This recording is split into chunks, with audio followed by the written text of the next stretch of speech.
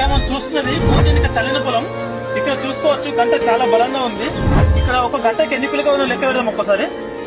1 2 3 4 5 6 7 8 9 10 11 12 13 14 15 16 17 18 19 20 21 22 23 24 25 26 27 28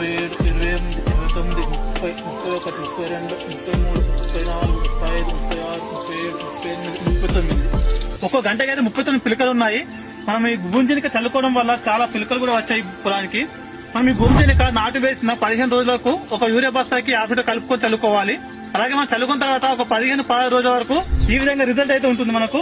అట్లాగే ఈ భూంజనికను పొట్ట దశలో మరొకసారి చల్లుకున్నట్లయితే మనకు గింజలు గట్టిగా వచ్చి మంచి ఆకర్షణీయంగా గట్టిగా ఉండడమే కాకుండా పొల్లు పోకుండా కూడా కాస్తాయి. అలాగే మనము వరి కోసేటప్పుడు కూడా హార్వెస్టింగ్ చేసేటప్పుడు కూడా వడ్లు రాలిపోకుండా ఉంటాయి. కాబట్టి రైతులు ఈ భూంజనిక వాడుకొని మంచి దిగుబడి పొందాలని ఆశిస్తున్నాను.